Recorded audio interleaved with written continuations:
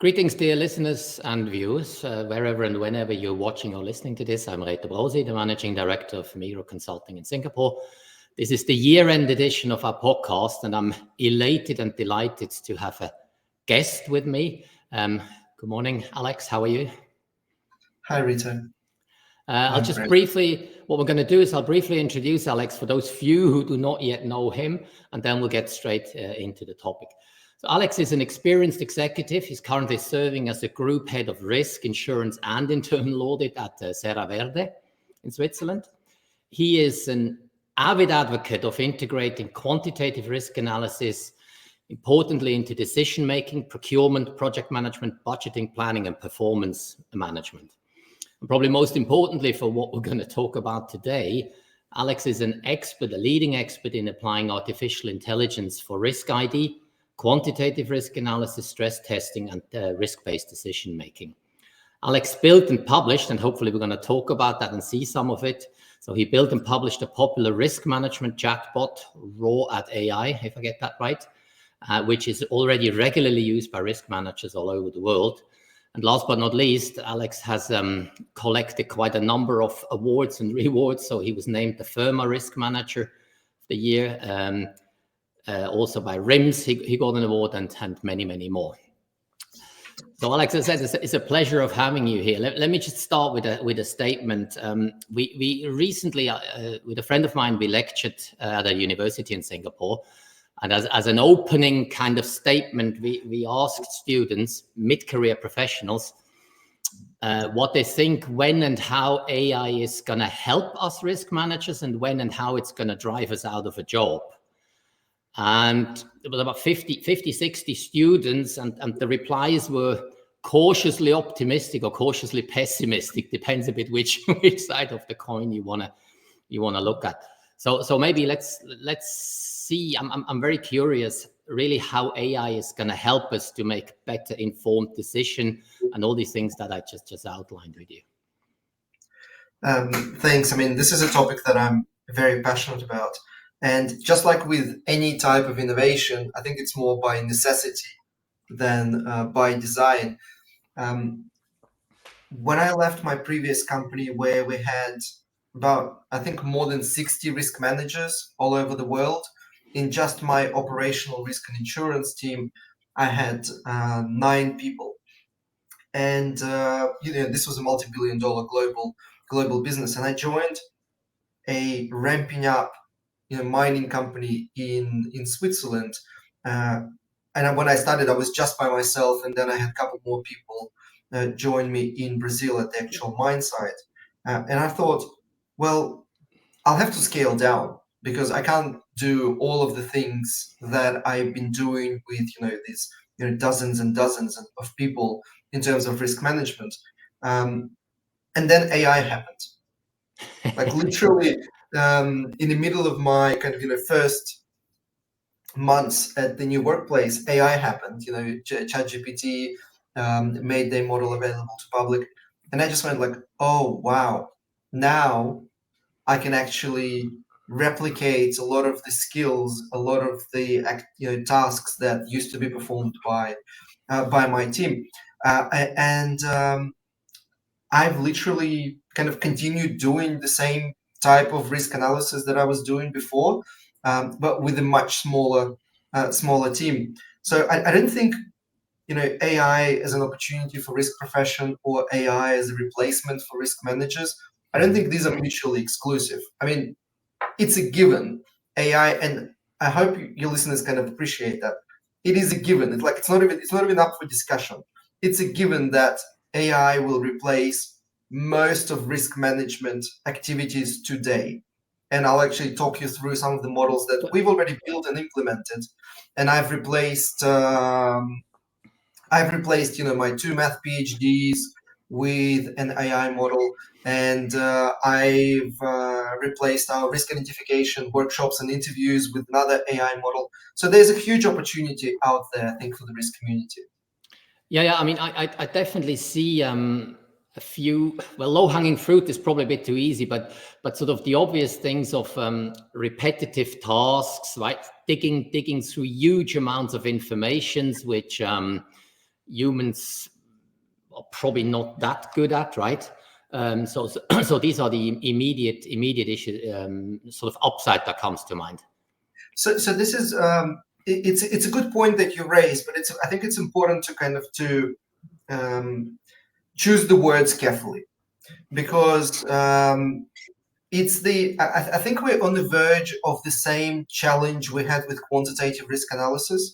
Somehow people got into their mind that you have to have a lot of data to run, a Monte Carlo simulation on a budget contingency or in a project or literally anything.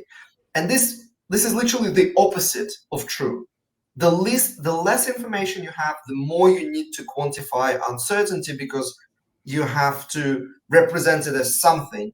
And there are so many different ways to approximate, like even if you have 2 data points or 3 data points, you can still estimate uncertainty better than if you didn't do anything.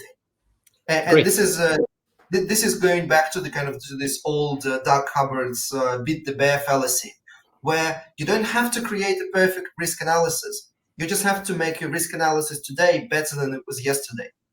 And that's it. You've already succeeded. Like just outperforming yesterday's qualitative conversation today by 0.5 millimeter, you're already doing better than yesterday. So that's what our our ultimate objective. Well, it's an important point, because we sometimes tend to say casually to people, if you spend all your time predicting the next black swan, there's a good chance it has happened already before you even get there, right? Yeah. That's not risk management. Predicting the next black swan, that's not even risk management. There are so many other. There's this is application number 99. There is 98 other applications that you should be doing before you start thinking, okay, how do I predict, the next black swan? So coming back to your point, is people tend to think that AI can help them when there's a lot of data, mundane, repetitive tasks. Like it has this implication that you have to have some sort of cumbersome tasks for AI to make sense. That is actually not true. You can let me try and emphasize that point.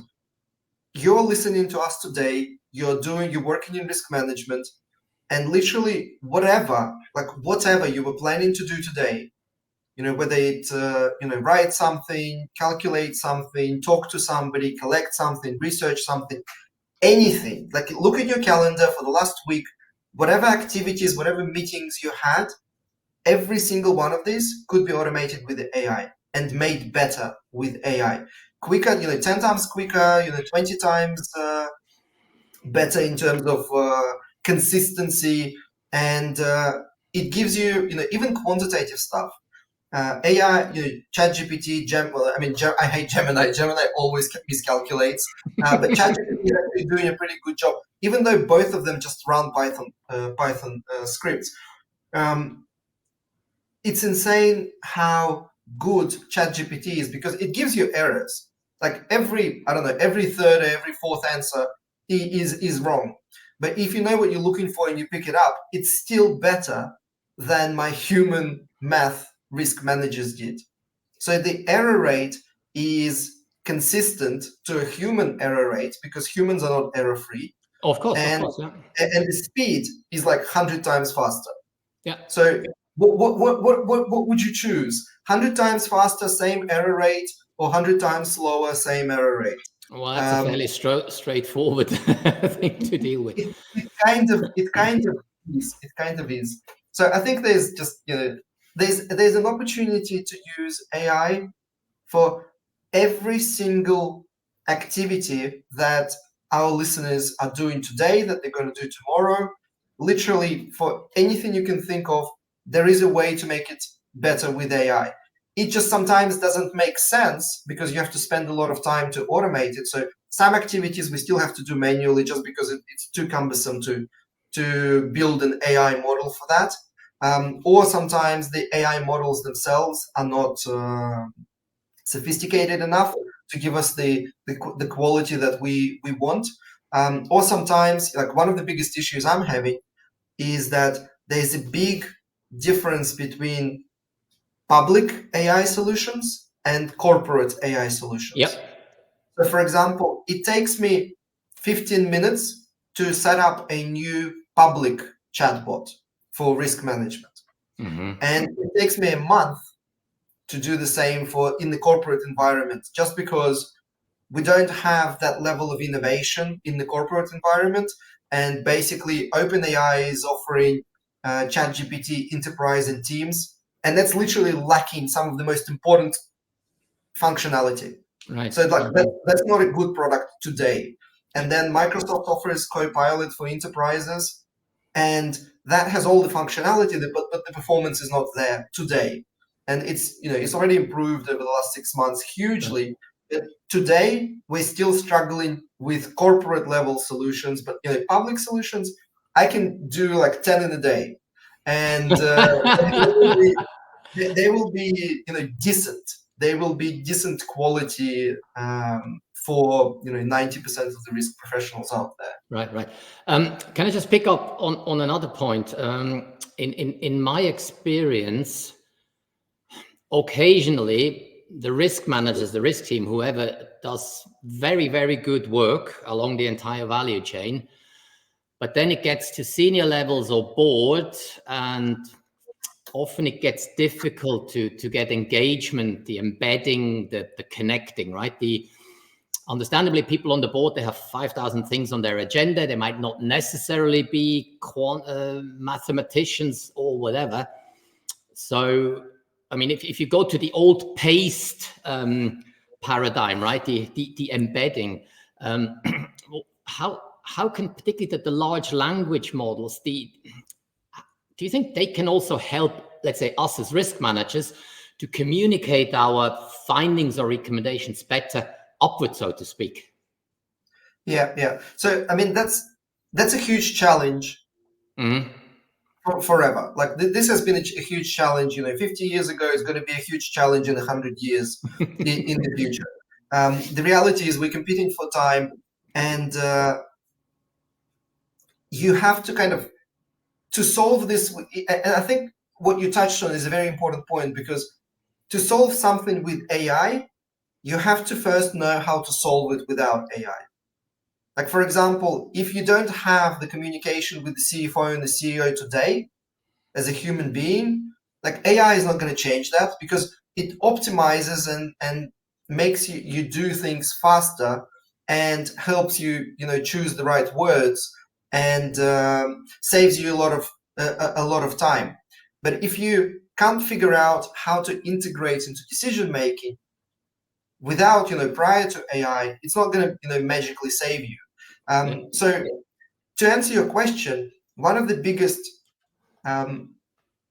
successes I had in integrating risk information into day-to-day management, decision-making, planning, and budgeting is actually using a completely kind of offline thing called the SIP-Math standard. It's basically a risk language that a professor in Stanford created with a few other individuals, that allows you to communicate risk information between computers or even between phones in the way that automatically kind of natively integrates into Excel. So what this means is that there is this risk language. It's, by the way, it's free. It's it's non-for-profit. Anybody on the planet can use it, and I've been using it for a while. We'll add some links to the show notes later on. That's interesting. Yeah. That's actually a good point. Let me see if I have. No, I don't have it readily available. It's basically probabilitymanagement.org. That's the kind of yeah. But the point I'm trying to make is that this language allows individuals, risk managers, to take any business plan and convert it from a deterministic business plan into a stochastic business plan.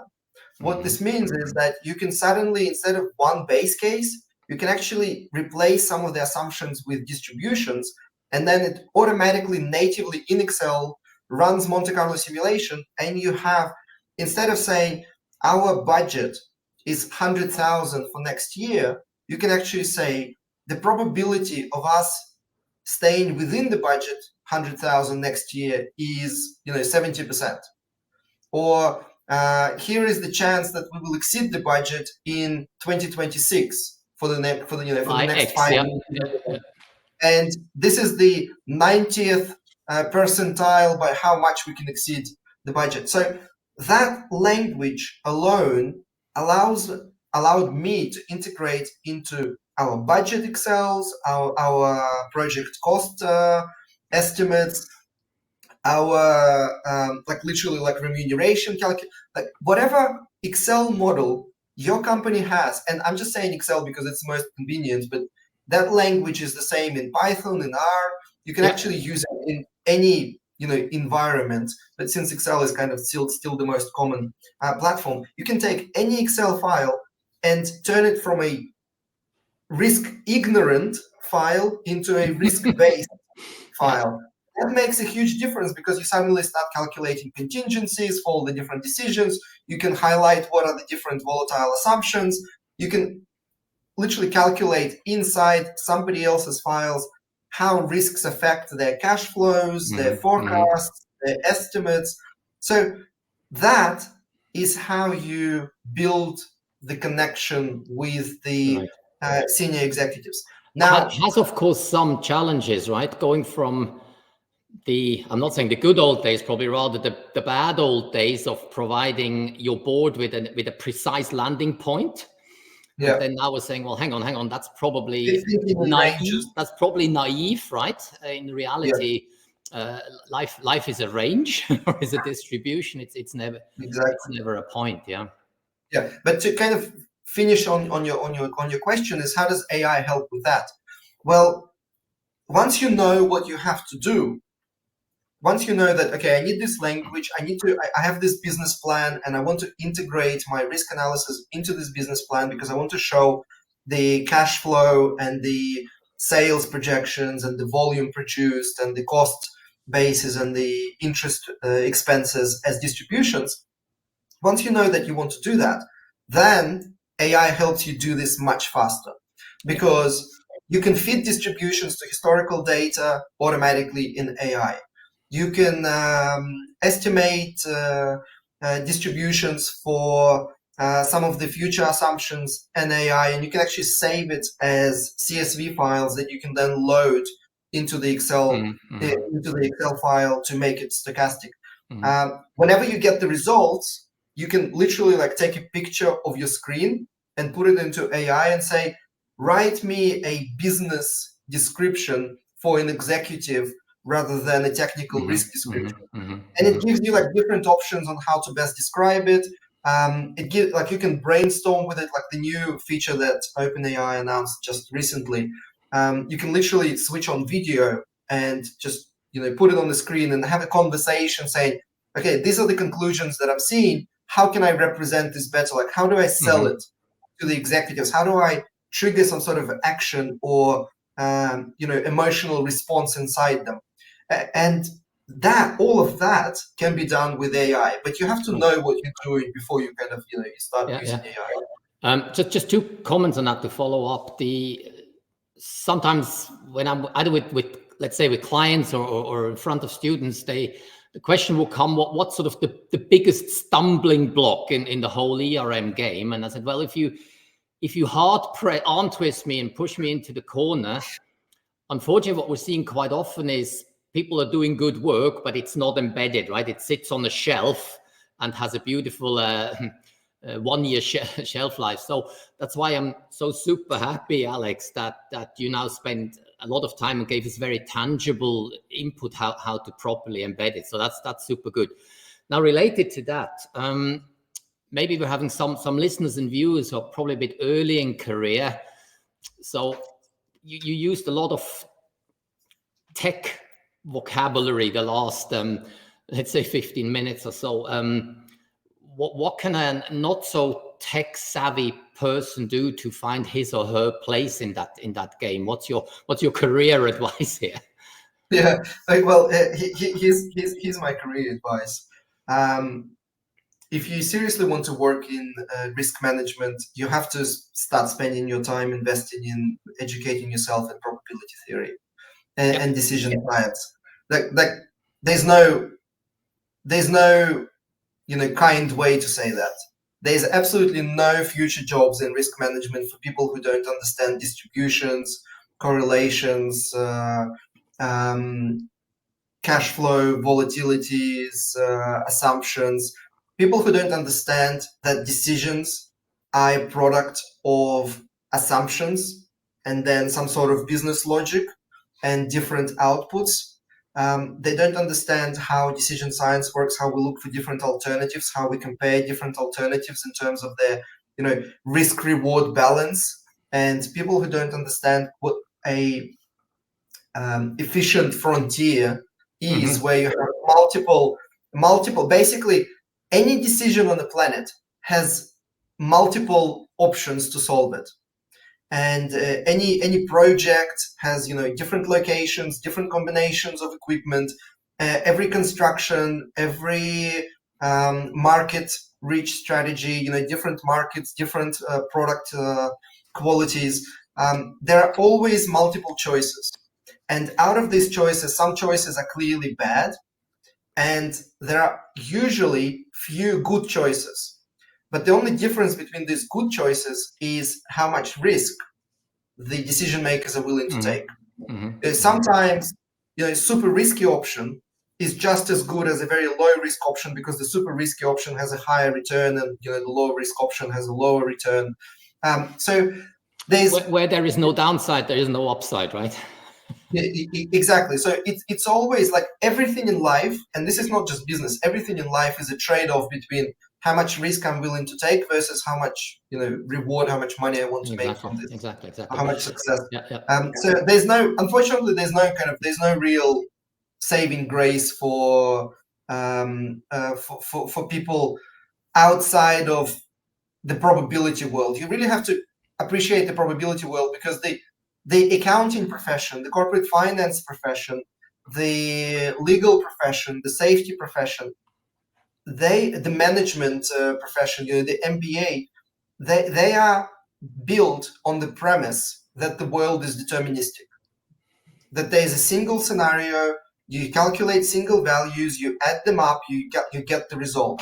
This is literally the opposite of what risk management world is. Right. Yeah, everybody lives in the deterministic world. We live in the stochastic world, and that's what differentiates risk managers. And probably winding the clock back a little bit, when things were a bit more linear, that might have worked to some extent, but we have enough good and bad examples where people did sleep at the steering wheel, right?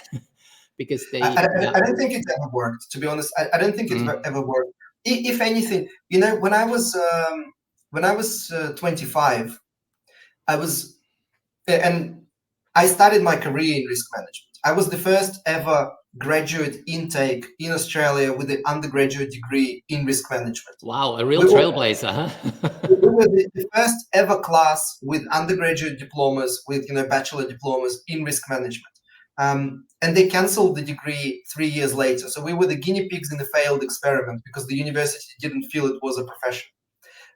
So that was, hilarious. But what I'm trying to say is that, when I was 25, I was sitting down and thinking, where is the innovation going to come from in risk management? Like, we figured out, heat maps, risk policies, frameworks. And I'm going, surely there must be something else, because all of this is nonsense. Like, this is just such a waste of time.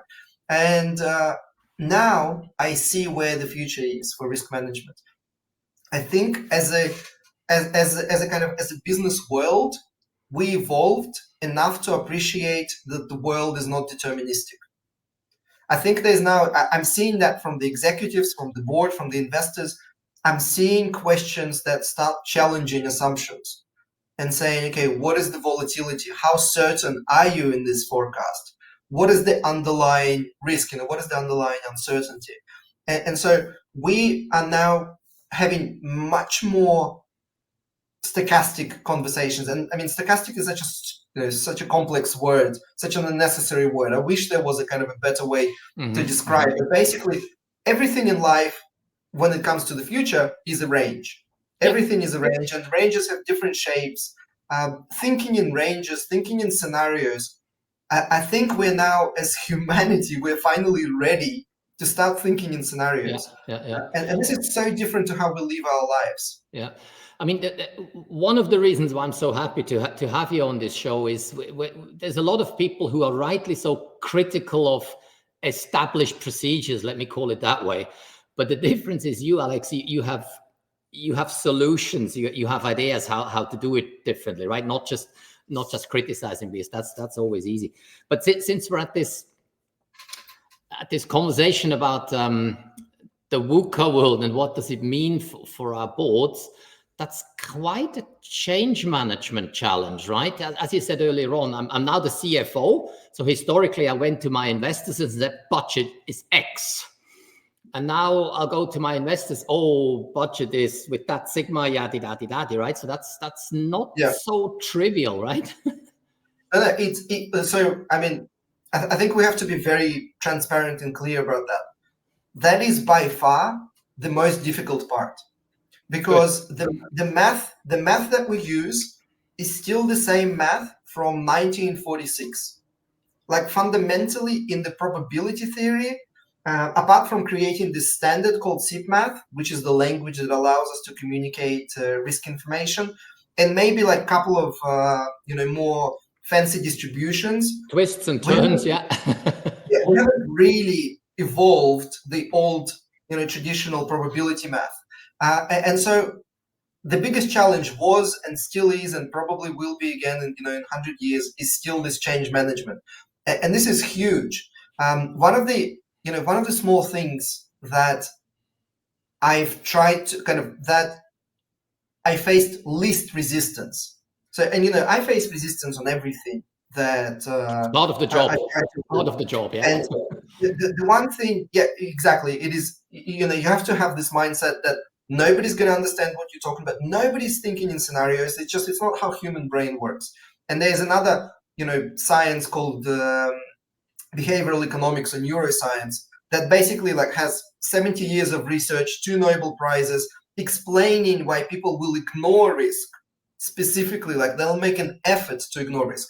But so change management is very difficult. But one of the things that I had least resistance with, we started replacing, so we still have single points, but we started replacing averages with P80s. So what this means is that if we say, okay, we need to forecast costs, and we're going to say, okay, we're not going to just linearly calculate by adding costs. We're actually going to simulate the uncertainty associated with the costs, and then take the plausible worst case scenario rather than the expected scenario, the good scenario, the best case scenario. So what I've had least resistance with is trying to replace some of the optimistic forecasts with more pragmatic, pessimistic forecasts. Pragmatic, pessimistic. I don't know how to call it, because it looks like it's a pessimistic, but given the methodology on how we've calculated it, I know it's just pragmatic. It's not pessimistic. The pessimistic is much worse. So that's a big change. Replacing your P50s, which is your expected value. We're saying, okay, we're going to sell 100 units, and you say, okay, but that has some risk with it. It has some uncertainty. Competition, demand may shrink, and logistical issues may explode, right? Yeah, you may sell less. And so when we actually simulate this distribution of we're going to sell from X to Z, we don't take the middle. We take the slightly more pessimistic version. So in the sales example, it would be like P20 or P30 instead of the middle, which is your average, or P50. So that is one small victory for the risk conversation. But it's still a long way to go, because ideally you should really be showing, okay, sales is a range. Sales is a distribution. We expect to sell this much, but there's a small probability we'll sell significantly less. And we have to talk about it. We have to think about, okay, what's our contingency plan if we're going to sell less? Is this what's our threshold for needing to attract additional financing, like how little can we sell until we start getting into cash flow problems. That's a bit my sort of favorite pet topic. Always look at the upside, right? Risk is uncertain. One risk definition is uncertainty in both directions. So that's yeah. But how do you? Sorry, if I can just dig a little bit more in this. How do you deal then with feedback that says, well, you here, risk management, you're here to make my life easier, to support me in difficult decisions. Now all that you're doing is you're throwing sophisticated distributions and sigmas and pies and God knows whatever else at me. It's not what I'm looking for. Yeah, well, so risk managers never do that. There's a big difference between having a conversation with the risk manager and having a conversation with an executive. Yeah. Whatever executives see is the interpretation of the analysis. So it's like I think I even stopped showing graphs. It's just words. It's saying 90% of the time we think this cash flow should be or could be below X, and then you give like a business interpretation. This means that these are the kind of the most uncertain assumptions, and we have to do something to do X, Y, Z to mitigate this assumption. It's the whole risk conversation is very kind of business language. There's no has to be. Yep. Yeah, we don't really use the words distributions or correlations or even ranges. I mean, I do use percentiles sometimes, but I usually put like in brackets like explanation. I would say P30 just because it's quicker. And I do a lot of risk analysis for our construction projects. And luckily, project managers are familiar with the kind of the concept of percentiles. Oh, yeah. That's how cost and schedule risk analysis works. Worked for years. So I still put like little explanations in the brackets. And at the end of the day, it's all about familiarity. So you do it once, nobody understands, but then you do it like 20 times, and people start to get it. Like it takes. You are right, and I do want to kind of emphasize that it takes years. Like it's not weeks, it's not months. It takes years. For example, last year we did a contingency for our annual budget, and I think it was just taking on kind of as we need something, you did something, thank you for doing something. That's something you just copy paste it into like the bigger presentation, and then suddenly the board is asking questions about that something, but that something is a big vague question mark. But this year we're now having proper conversations about the contingencies. We actually change how we present the information. We actually focus on making it a point in the overall decision making. So it takes time, but at the end of the day, I think that's the beauty of risk management. At least, sorry, I should rephrase. That's the beauty of risk management tool. I basically call anything that is not ERM, I call it risk management 2, just to separate. And anything that is ERM, I call risk management 1, because in my world, these are completely separate things, and you don't like they don't even intercept. So when you're doing like proper risk management, like decision-based, risk analysis, quantitative risk management, the beauty of doing that it actually makes perfect business sense. Like for example, the project manager comes in and says, we will finish this project in 1 year. And you're saying, no, you won't, because there are uncertainties. What's your, okay, 1 year, but what is your confidence level in that? Like, how confident are you in finishing 1 year? He goes, oh, I'm very confident. And you're going, well, great, but we have all these other projects that were equally as confident, but were never finished. In fact, we luckily have so much global statistics on how projects are actually finished that overspending the budget or the time by like 2 or 3 or 10 times is actually not that uncommon. Yeah, apparently, an economist told me that recently. Apparently, average project overruns tend to go with that famous Pareto. No, not with Pareto. What is it? The golden, hey, what is this called in English? The Euler's spiral, that 1.61 something empirically. Yeah. But hang on, I just want to pick up on something you said earlier on, and for me, that's a very important point. You made that comment first time go to the board and raised some questions, right? Just basic questions. I think this is very important for everybody. It is a long journey, but number one, try to solve a real problem of the company, not your own hobby horse, number one. And number two, create reactions. They might initially be skeptical or negative, whatever, almost doesn't matter. The good thing, round one, there is engagement, right? And then you take it forward. I thought those are very, very good statements. Let's make sure they get enough airtime here. And let me just re-emphasize the last one, because initially, for me it was more about having a risk message in everything, as opposed to having a single big risk message consolidated. So this is like, I'm sure it's not coming across, but this is huge. Basically, there's a big difference between you creating a risk report and putting all your wisdom into this document versus you don't create a risk report, and instead you look at the agenda for the meeting and you say, okay, somebody's presenting on the strategy. Okay, I must have something on risks inside the strategy. Then you're looking at the next one. Okay, somebody's presenting on the 5-year business plan.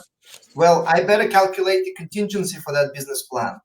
Then you go next. Okay, somebody's presenting the budget. Okay, I better calculate some scenarios for the budget, and I better incorporate uncertainty into the budget calculation. So they use, some pessimistic scenarios instead of just averages.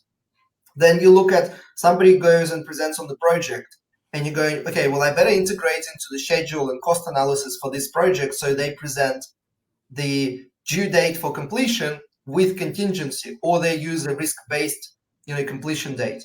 And then you look at and somebody presenting on, remuneration changes, and you go, okay, I better do the risk analysis for these remuneration changes, and I incorporate at least not even a quantitative, but at least just verbal description of when you're making these decisions, please keep in mind that here are the little risks that you need to be thinking about. Exactly. And maybe you want to change your implementation.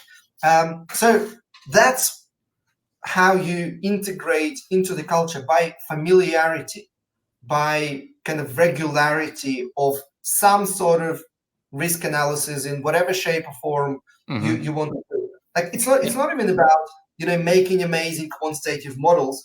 It's about being there when an important decision is taking place. Wherever there is a trade-off, wherever there is a choice, and they think, should we do this or that?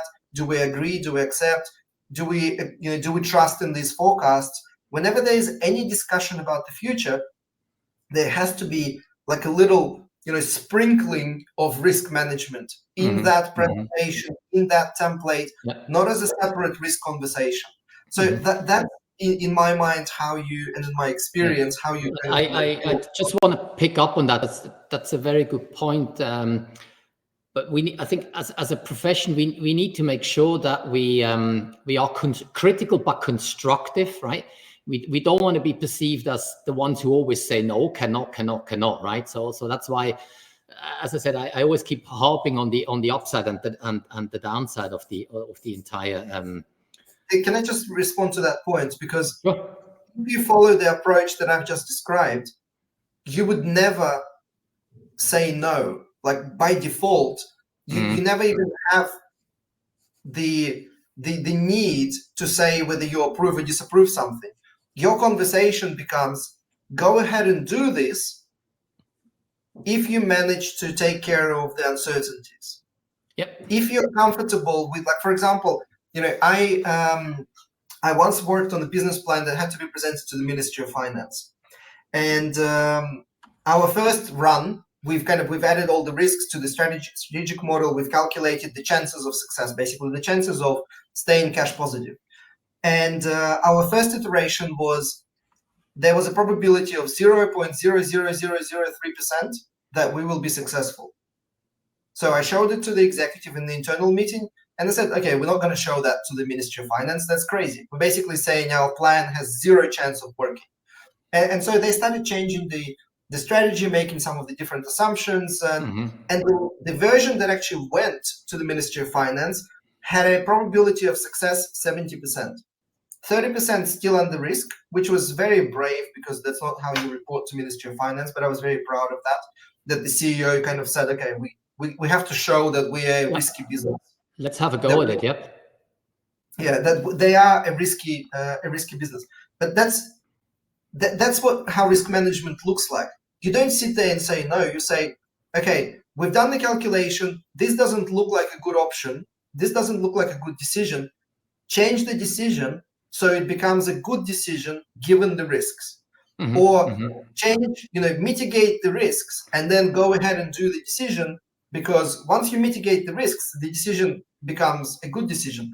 Very rarely, I think I can only remember maybe once or twice in my life where our risk analysis was so bad in terms of the conclusion that the recommendation was, please don't do this. Like, no matter what you do, no matter how you mitigate the risk, hands off, yeah. This is just bad. But this is so rare because 99% of the time it's go ahead, but just make sure you're thinking and you're taking care of the exactly. Of the risk. So you sort of aim for X, but what if it's half X or 10X, right? Yeah. You see, what fascinates me about our profession is exactly this, right? We're in a probably increasingly more volatile and uncertain environment. So us being a tangible and valuable tool, function, whatever you want to use, to help, be it governments, NGOs, businesses, to deal successfully with that VUCA environment. This is not easy, as we just discussed the last 45 minutes. But personally, I find this hugely rewarding and challenging from many different angles. Now the conversation went a very, very interesting route, but we got a little bit off track with the AI. So maybe in the remainder of the time, Alex, can you give us a demo or some more examples of what your raw AI can actually do? How much you can share or want to share with us, that would be super cool. Sure thing. So this is just the public version. Let me set it up on the screen. This is just the public version of our models. So what I've done, and anybody can try and play with it and use it for free. What I've done is I first took all of my articles, and I have about 1,000, all of my videos, or some of the best of my videos. I have about 1,200. Some of the workshops from Risk Awareness Week, my book, which to this day I think is the most downloaded free risk management book on the planet,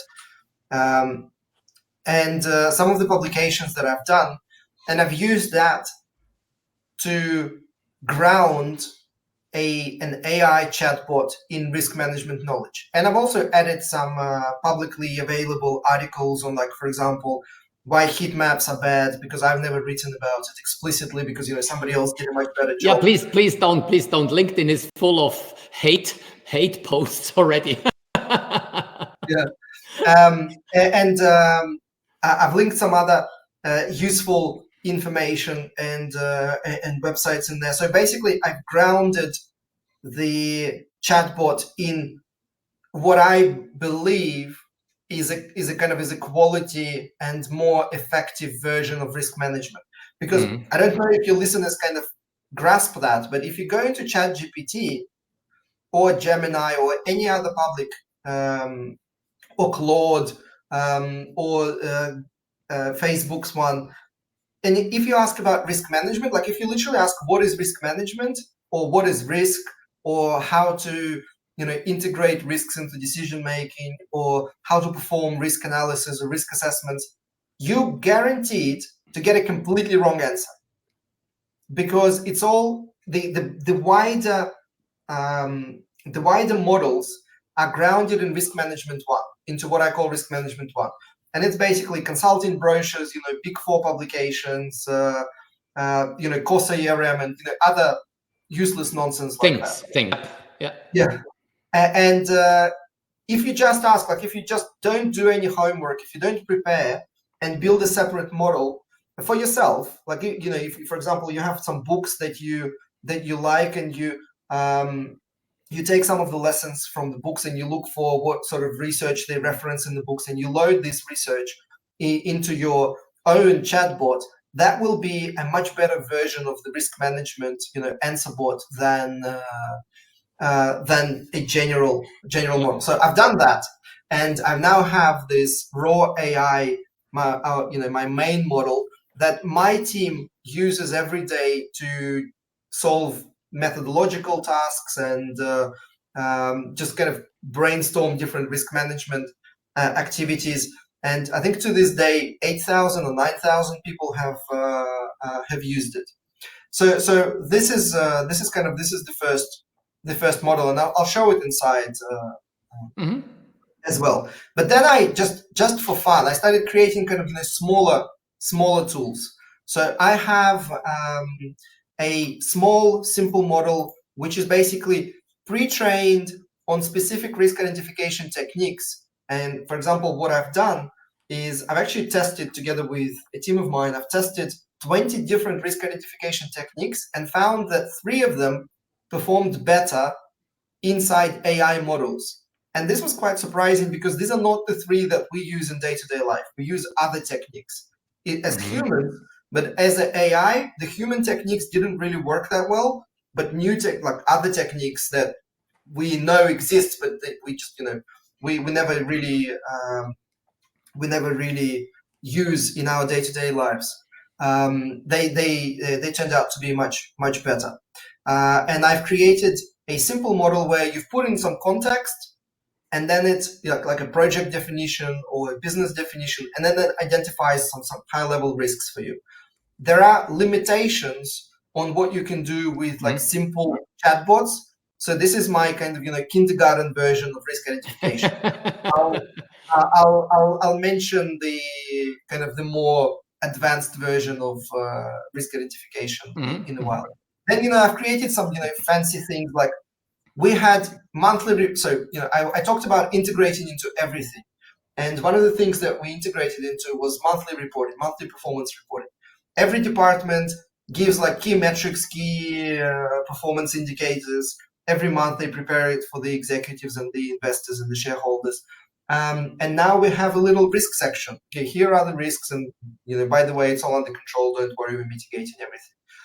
But we wanted some consistent, perfect, risk description, and it's actually not as trivial as people may think to come up with a decent risk definition that is self-explanatory, super clear, and anybody without kind of technical knowledge can immediately grasp. Agree. Absolutely agree.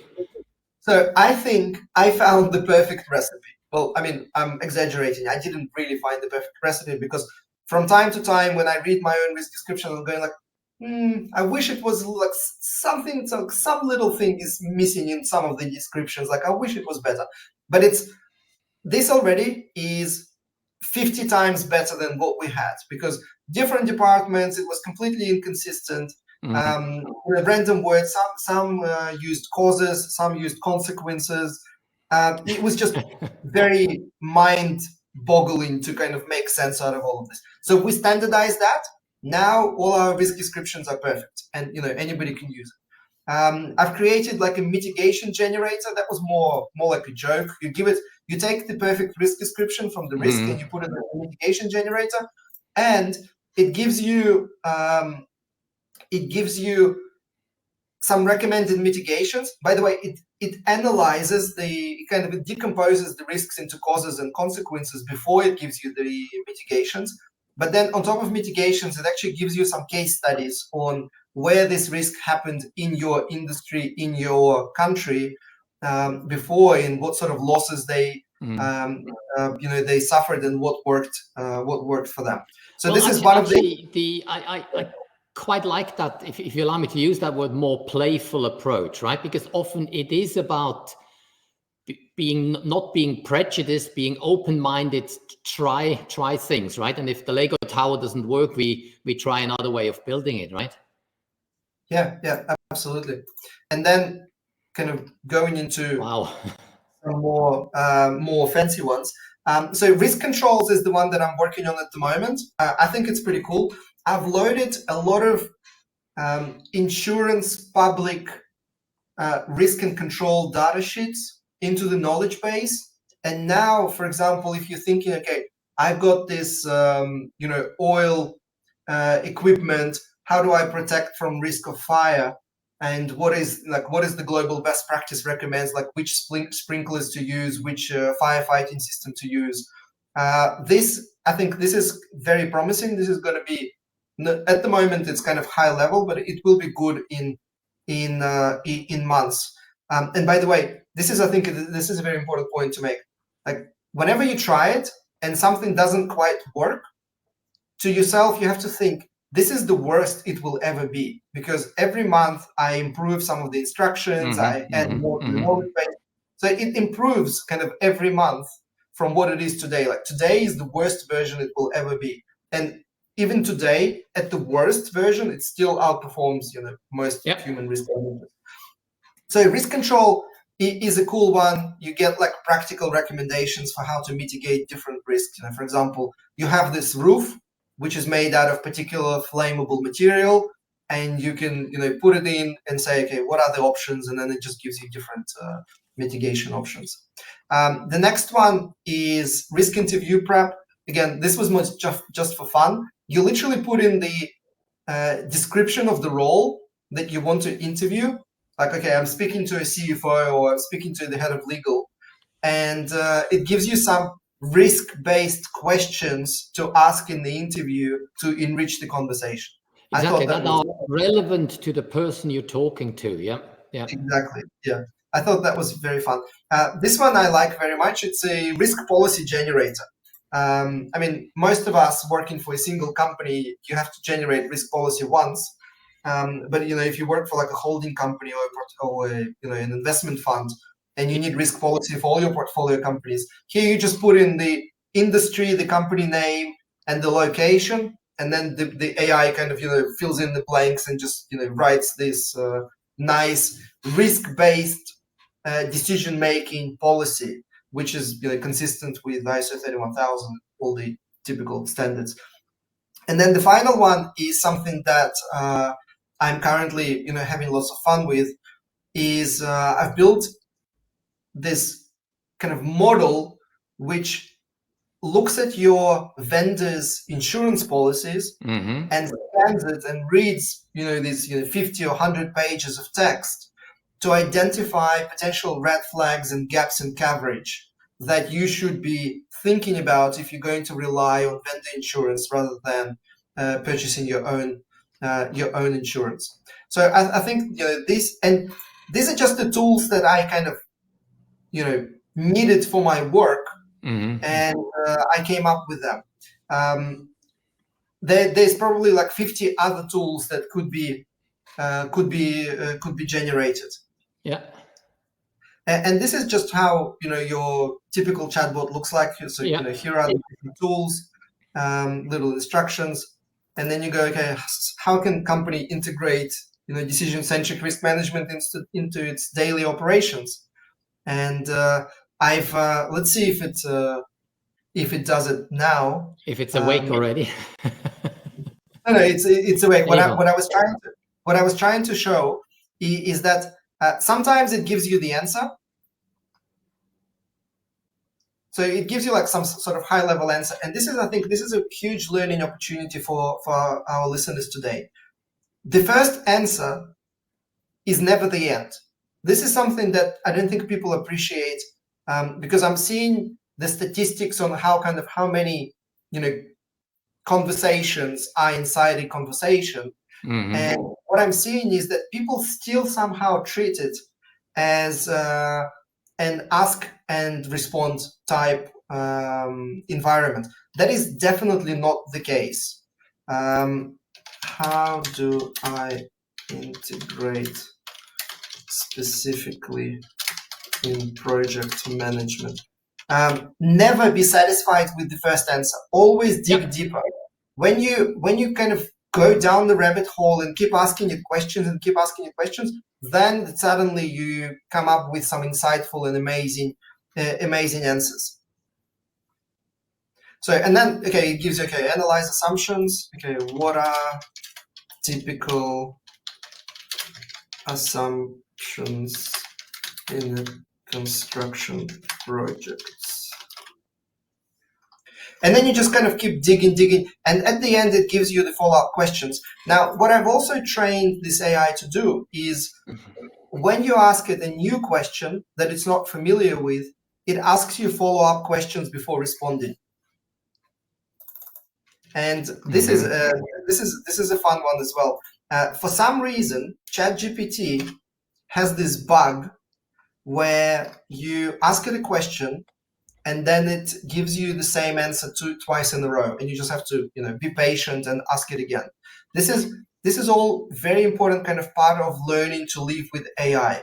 Sometimes it can do very annoying things, but you just ignore it because it gives you so much power and so much additional skills that you should be mature enough to say, okay, like, oh, it did this, double answer again. I just asked the question once again. And on my loved utility curve, typing the same question again is almost at no extra cost, right? So exactly, you copy paste it, and then so here it actually goes into like specific assumptions, specific risks that you would normally analyze in your project risk analysis, and some risk models are conversation. Other, that's a conversation as well. Others are like a little form. You basically just fill in the details, name of the company, your company's mission and strategic objectives, the industry, and then you just go, okay, what's the your benchmark, so to speak. Consistent, and then it just generates a nice policy. So options are absolutely amazing in what AI can do, and this is just kind of the easy models that I have publicly available for playing and trying today. The one I'm working on at the moment, and the one I use in our kind of in our corporate life, is this amazing multi-agent model where I have a virtual finance person pre-trained, a virtual legal person pre-trained, a virtual ESG person, a virtual procurement, and a virtual operations person, so basically 5 departments. And I put in the contact saying, okay, this is the project, this is the business, or this is the contract that I need investigated. And they go back and forth, like 30 or 50 times, back and forth, trying to investigate and identify potential risks for this context that I've given. And today, it takes 10 minutes. Next week, I'm working on the new architecture. Next week, it will take 2 minutes. So 2 minutes to identify 150 risks for any subject matter that you put in. Interesting, and because it's 150 risks, that's a lot of information. It's like overwhelmingly too much, and so it actually goes so deep into technical matters that in your normal conversations, and it would take you probably a week, maybe 2 weeks, to perform these risk identification interviews with all the key people, all the departments. It goes so much deeper than your normal human conversation that it's actually pretty amazing at how much information you have. Interestingly, I'm now trying to find a way, and it's much less trivial than it may seem, find a way to move from 150 to like 10. Yep. Because 150 is a lot, and it's just too much for the brain to read, and there's a lot of highly technical risks, but also highly unlikely that they will actually be significant enough for you to speak to the business about. And so I'm next going to be working on algorithms to try and use publicly available knowledge, some sort of lost data, to really go to the most critical, the most scary risks. So then you can do that and have ultimately you need to benchmark or to scale it to what really matters for that organization, right? Well, exactly, or to organizations similar to that organization. Yep, exactly. Or to the geography, like for example, if flooding is a significant issue in your geography, then that should be on the top of your list of risks. Right. So that is kind of mind blowing, because it now takes 10 minutes to do a risk assessment for a particular contract. Given that an organization can have dozens of contracts, per week. That's like a saving of 2 or 3 full-time risk managers of the work of them, trying to chase. And this is amazing, because in reality, when companies choose how to implement risk management, they don't have these 2 or 3 risk professionals. They choose to not go deep into the risk analysis. They basically miss out on the opportunity to perform risk analysis for every single contract, significant contract. Okay, not every single contract, but every significant contract. I've done a sort of, in inverted comma, a live trial in front of students with a untrained Copilot or Gemini, and we just used very well-known big company that's in the news for risk management failures. And with a bit of clever prompting, it was actually quite astonishing what the model spat out in few seconds. And I said to the students, look, this is an untrained, not specifically trained in inverted commas, almost naive machine. So imagine if you have something at hand, what you just showed us and what you keep developing.